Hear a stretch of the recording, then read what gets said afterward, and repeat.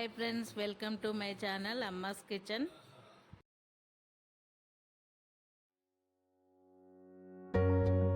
చుక్కకూర పప్పు ఎలా చేసుకోవాలో చూద్దాం.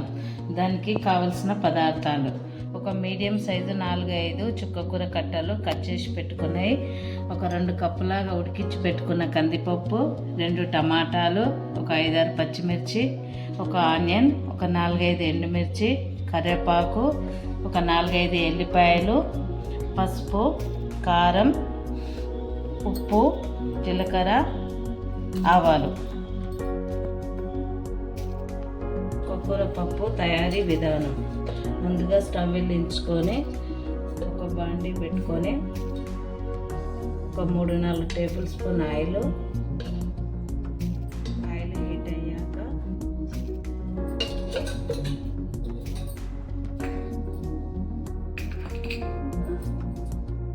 హీట్ అయ్యాక ఒక స్పూన్ జీలకర్ర, ఒక స్పూన్ ఆవాలు, ఒక 4-5 ఎండుమిర్చి తుంచి వేసుకోవాలి, లేకపోతే చిల్లుతాయి. అయిన తర్వాత పచ్చిమిర్చి, ఆనియన్, కలమాకు వేసుకొని బాగా కలుపుకోవాలి. చుక్కకూర పప్పుకు ఆనియన్ బాగా ఫ్రై కావాలి. నెక్స్ట్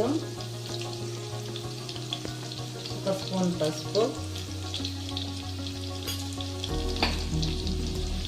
ఒక 5-6 చిరిమికున్న 5-6 ఎల్లిపాయలు.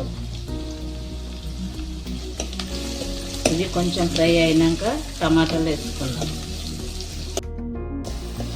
ఆనియన్, ఎల్లిపాయలు, పచ్చిమిర్చి ఇవన్నీ బాగా ఫ్రై అయినాయి. ఇప్పుడు ఇందులో మనం టమాటాలు వేసుకుందాం.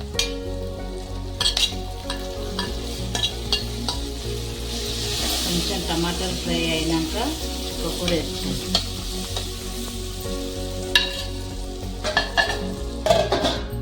ఇప్పుడు టమాటా మగ్గిపోయింది. ఇందులోకి మనం కట్ చేసి పెట్టుకున్న చుక్కకూర వేసుకుందాం. చుక్కకూర పప్పు ఇలా విడిగా వండుకుంటేనే బాగుంటుంది. అన్నీ వేసి కుక్కర్లో వేస్తే అంత టేస్ట్ కాదు. మనకు టైం లేనప్పుడు ఇలా కుక్కర్లో వేసుకొని వండుకోవాలి, లేకపోతే ఇలా విడిగా వండుకుంటేనే చాలా టేస్టీగా ఉంటుంది.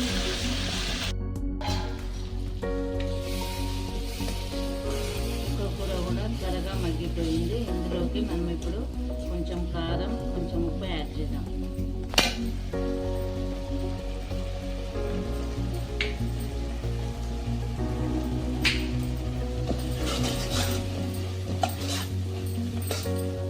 ఇందులోకి కొంచెం వాటర్ పోసుకో.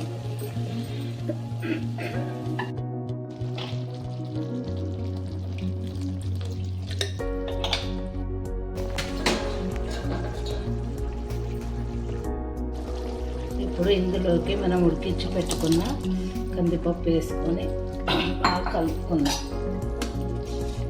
ఒక 5 మినిట్స్ అయితే చుక్కకూర పప్పు రెడీ అవుతుంది.